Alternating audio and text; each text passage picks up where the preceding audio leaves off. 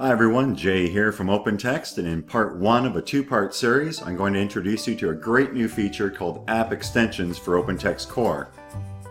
You can think of an app, for short, as a way of collecting data for anything that you would ask questions for, a poll, a survey. In our case here with Wendy Kite, our project manager at East Dam Hydroelectric, she's going to create an app to send out to contractors to collect bids for a pathway and a staircase that she needs built for the facility. You'll notice in the apps window here that there's two tabs at the top. One that says My Apps, which are apps that Wendy has created in the past. One there for a template that you see that she has duplicated that she can replicate over future apps. I'll show you that in part two. And one that says Sent to Me. You see she's been assigned an app by myself for a team survey. But in our case, we're interested in that New App button in the top left. And you'll see the window here, pretty straightforward.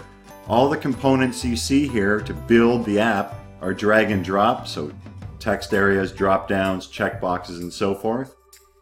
This Access button here, which is adding assignees, and the Enable. That's an important little toggle because it means the app will work or it won't for anybody that we assign.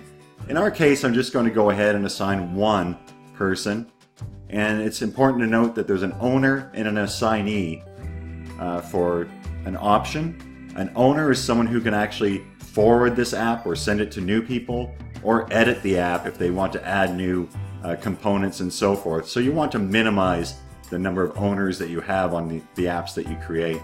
We'll go ahead and give a name to the app, and then you can insert instructions here. In our case for Wendy, she wants to tell them what format to submit the proposal in, and then give a deadline at the bottom for submitting the app. She'll turn that app access off after that deadline. Simply drag and drop a field, in this case a text field. I want to collect, in this case, the contractor's number for the project that they're going to assign it for a future reference, so Wendy needs to know that. I'm going to go ahead and drag a bunch of components that Wendy wants to include in the form for assignees to complete, and go ahead and cut and paste the information. But you can see how simple it is. Add a row separator, create a visual break in the form, and some attachments. Then I'm just going to cut and paste. Important for a drop down, for example, how easy it is. I'm just going to add an option really quick here for a contractor that needs more information, for example. You can go ahead and edit that, add as many or remove as many options as you want. Same with everything else. They're all configurable. The checkboxes, the text that you have for document submissions. Now you're going to go ahead and preview it. This is what the assignee is going to see. So our contractors are going to see this form that they have to fill out. Completely functional if you want to test it out. But in our case, we're going to go back and then just go ahead and create that.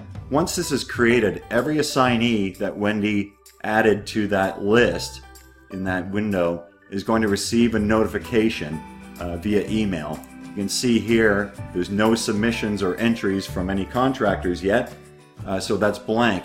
In part two, we'll see exactly how Wendy's going to interact with an assignee that's filled out or completed her app and submitted it.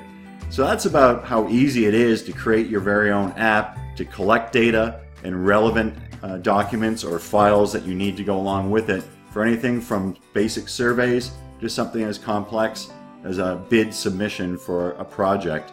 So be sure to check out part two, and I'll see you down the road.